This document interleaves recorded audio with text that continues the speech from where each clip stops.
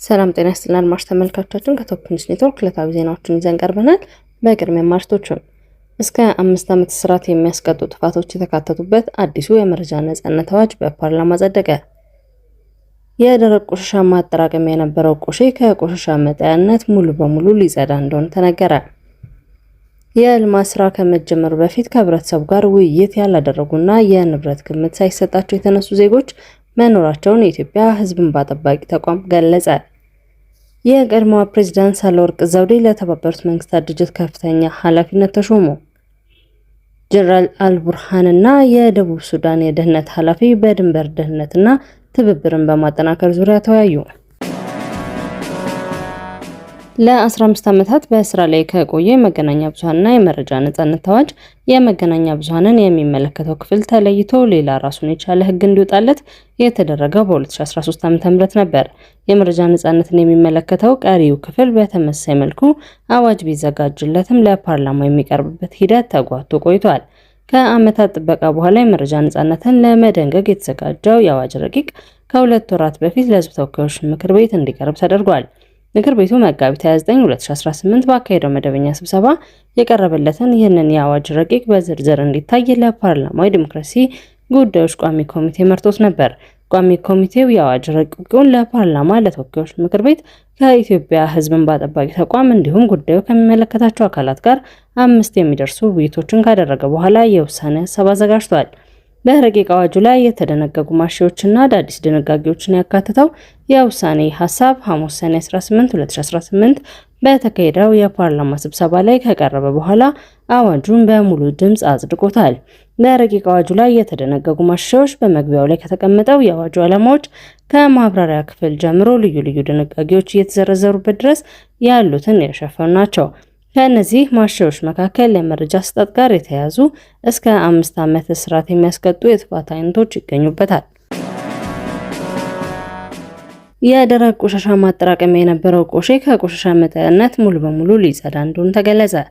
ከ50 ዓመታት በላይ በከተማዋ የደረቅ ቆሻሻ ማከማቻነት ያገለግለው በተለምዶ ቆሼ የሚል መጠሪያ ያለው አካባቢ ሙሉ በሙሉ ከቆሻሻ ነፃ ሊደረግ እንደሆነ የአዲስ አበባ ከተማ አስተዳደር አሳውቋል።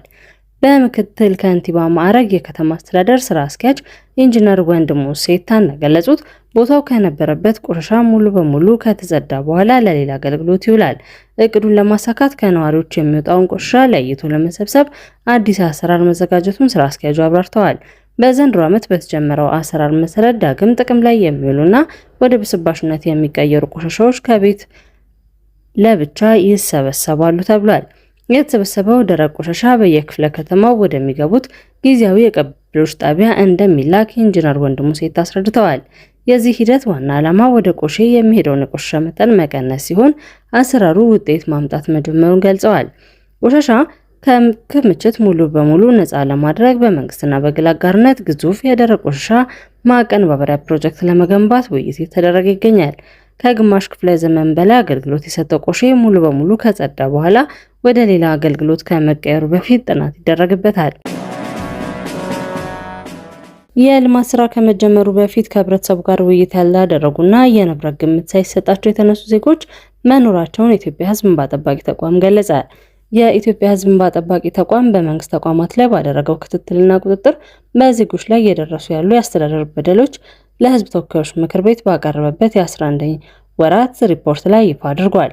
ተቋሙ ባከናወነው ቁጥጥር ስራ በተለይም በመሰረተ ልማት ግንባታ፣ በኤሌክትሪክ አገልግሎት፣ በሰራተኞች መብት፣ በጤና መድህን ዘርፍ ላይ የታዩ ግድፈቶችን የዜጎችን ህይወት ለእንግልት እየዳረጉ መሆኑን ገልጸዋል።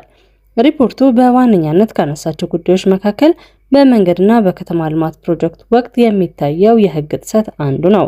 በአዋጅ ቁጥር 1161/2012 አንቀጽ 8 የተደነገገውን ግዴታ በመጣስ መንግስታዊ ተቋማት ልማት ከመጀመራቸው በፊት ከህብረተሰቡ ጋር ውይይት እንዲያደርጉና የንብረት ግምት ሳይሰጡ ዜጎችን በኃይል እንዲነሱ እንደሚያደርጉ ተገልጿል። ይህም ዜጎች ተገቢውን ካሳ ሳያገኙ እንዲፈናቀሉና መብታቸውን ለማስከበር ለዓመታት በተለያዩ ተቋማት እንዲንከራተቱ እያደረገ መሆኑን ጠቁሟል።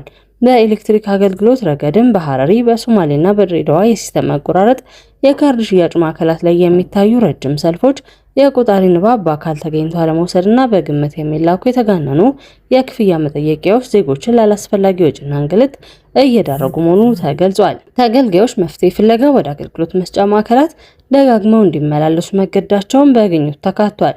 በደቡብና በማዕከላዊ ኢትዮጵያ ክልሎች በሚገኙ አንዳንድ ወረዳዎች ላይ አሰሪ መስሪያ ቤቶች ለተለያዩ የልማት ማህበረሰባዊ አገልግሎት በሚል ሽፋን ያለ ሰራተኛ ፍቃድ ከደሞዛቸው ላይ ገንዘብ እንደሚቆርጡም ተረጋግጧል።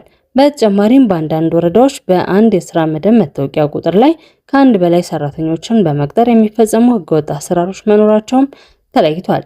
በጤናው ዘርፍ የማህበረሰብ አቀፍ የጤና መድህን አባላት የሆኑ ዜጎች ከክፍያ ነጻ አገልግሎት የማግኘት መብት ቢኖራቸውም በተግባር ግን ከፍተኛ ችግር እየገጠማቸው መሆኑን ጠቁመዋል። የጤና ተቋማት የመድኃኒት አቅርቦት ስለሌላቸው ዜጎች መድኃኒቶችን ከግል ፋርማሲዎች በውድ ዋጋ እንዲገዙ እየተገደዱ መሆኑ ተገልጿል። የእንባ ጠባቂ ተቋም እነዚህና መሰል አስተዳደር በደሎችን ለመቅረፍ ባደረገው ተከታታይ ክትትል ቀደም ሲል ተለይተው ከነበሩ 24 ዋና ዋና ችግሮች መካከል 20ዎቹ መሻሻል ማሳየታቸውን ገልጿል። ይሁን እንጂ አሁንም በመንግስት ተቋማት ውስጥ ያሉ የአሰራር ክፍተቶች ጥልቅ በመሆናቸው ተከታታይነት ያለው ቁጥጥርና የሪፎርም ስራ እንደሚያስፈልግ ተቋሙ ባቀረበው ሪፖርት አሳይቷል። የቀድሞዋ ፕሬዝዳንት ሳህለወርቅ ዘውዴ ለተባበሩት መንግስታት ድርጅት ከፍተኛ ኃላፊነት ተሾሙ። በተባበሩት መንግስታት ድርጅት ዋና ጸሐፊ አንቶኒዮ ጉተሬዝ የቀድሞዋን የኢትዮጵያ ፕሬዝዳንት ሳህለወርቅ ዘውዴን በምዕራብ አፍሪካና ሳህል ቀጠና የተባበሩት መንግስታት ድርጅት ጽሕፈት ቤት ላይ ገለልተኛ ስትራቴጂካዊ ግምገማ እንዲመሩ ከፍተኛ ዲፕሎማሲያዊ ሹመት ሰጡ። የተባበሩት መንግስታት ድርጅት ዋና ጸሐፊ አንቶኒዮ ጉተሬዝ የቀድሞዋን የኢትዮጵያ ፕሬዝዳንት ሳህለወርቅ ዘውዴን በምዕራብ አፍሪካና ሳህል የተባበሩት መንግስታት ድርጅት ልዩ ጽሕፈት ቤት ላይ ገለልተኛ ስትራቴጂካዊ ግምገማ እንዲመራ መሾማቸውን አስታውቀዋል። ይህ ሹመት የተሰጠው ተቋሙ በምዕራብ አፍሪካና በሳህል ቀጠናዎች ለሚከሰቱ ድንገተኛ ቀውሶች በሚሰጠው ምላሽ የዘገየና የተጓተተ ነው በሚል ከተለያዩ ወገኖች ከፍተኛ ትችት እየቀረበበት ባለበት ወቅት ነው። የሳህለወርቅ ዘውዴ ዋና ተልዕኮም በእነዚህ አሰራርና የውሳኔ አሰጣጥ ክፍተቶች ላይ ጥብቅ ምርመራ ማካሄድ እንዲሁም የተቋሙን አጠቃላይ የስራ ብቃት መገምገም እንደሆነ ተገልጿል። የቀድሞዋ ፕሬዝዳንት አዲስ ዓለም አቀፍ ኃላፊነት በዚህኛው የሰኔ ወር ማብቂያ ላይ በይፋ ይረከባሉ ተብሎ ይጠበቃል። ከፍተኛ ኃላፊነቱም የሚጀምረው በባህር ማዶ በኒውዮርክ ከተማ ሲሆን እዚህም የተባበሩት መንግስታት ድርጅት የጸጥታው ምክር ቤት አባላት ጋር በመገናኘት ዝርዝር ማብራሪያዎችና ስትራቴጂካዊ መመሪያዎችን ይወስዳሉ። ጀነራል አልቡርሃን እና የደቡብ ሱዳን የደህንነት ኃላፊ በድንበር ደህንነትና ትብብርን በማጠናከር ዙሪያ ተወያዩ። የሱዳን ሉዓላዊ ምክር ቤት ሊቀመንበር ጀነራል አብዱል ፈታህ አልቡርሃን ከደቡብ ሱዳን ብሔራዊ ደህንነት አገልግሎት ዋና ዳይሬክተር ጀነራል አኬክ ቶንጎ አለዩ ጋር በካርቱም ተገናኝተው የሁለትዮሽ ግንኙነትን በማጠናከርና በጋራ የድንበር ደህንነት ትብብር ጉዳዮች ላይ መወያየታቸውን የሱዳን የዜና አገልግሎት ዘገበ።